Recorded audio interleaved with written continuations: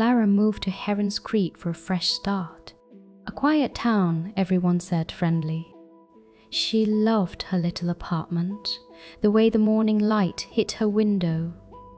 She would find a rhythm quickly, coffee at the daily grind, then a walk in Willow Park with her dog, Luna. But after a week or so, she started noticing him. An older man, always alone, always seated near the window at the grind or on a bench in the park. His eyes, they just seemed to follow her, not in a friendly way. One morning at the park, he approached her. "Lovely weather for a walk, is not it?" he said, a strange smile on his face. Clara nodded, pulling Luna closer. "Your Luna, she is a spirited one, always chasing those squirrels near the big oak. Been watching her for a while now." Clara felt a shiver. She had not even known the man knew her dog's name, let alone her specific habits. The park, her sanctuary, suddenly felt exposed. Clara tried to mix things up. New coffee shop across town, different route to work. She even walked Luna later in the evenings, hoping to throw him off. But it was no use. He would be there. Not always obvious, just present.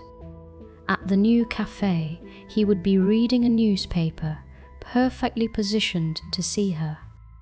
On her new park route, she would spot his old car parked on a side street, his silhouette visible inside.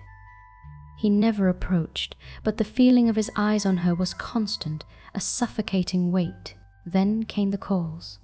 Unknown numbers, always silent when she answered, sometimes just a click before hanging up.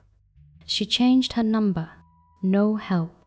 One morning, she found a small, smooth grey stone on her doormat. Just a stone. But it was not there when she left for work, and it felt like a message, a reminder that even her home was not safe.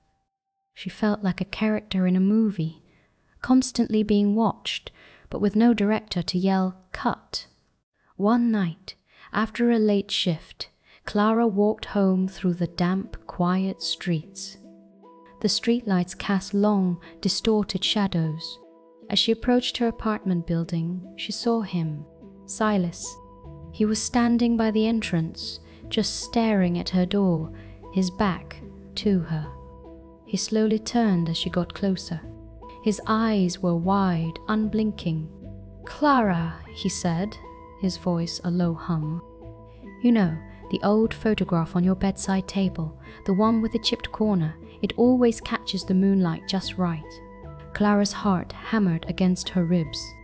That photograph, it was tucked away, only visible from a very specific angle inside her bedroom window. A window she always kept curtained. He could not have seen it. He could not have. "Stay away from me," she yelled, her voice cracking, adrenaline coursing through her. She fumbled with her keys, barely able to unlock the door, then slammed it shut, leaning against it, trembling as his silent stare seemed to burn through the wood. She called the police.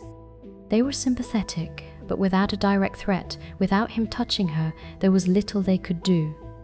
A wellness check, maybe. Clara knew that was not enough. Heron's Creek, once her quiet haven, was now a cage. She could not sleep, could not eat. Every shadow, every sound was him. She packed what she could, abandoning her lease, her new job, everything. She just had to get out. With Luna beside her, Clara drove out of Heron's Creek in the dead of night, not looking back. She sped down the highway, the town shrinking in her rearview mirror. As she glanced one last time, a dark sedan with a familiar silhouette in the driver's seat pulled slowly out of a side street, merging onto the highway behind her, a small, grey stone glinting on its dashboard. Clara floored it, but the feeling of being watched, of those unblinking eyes, it never truly left her.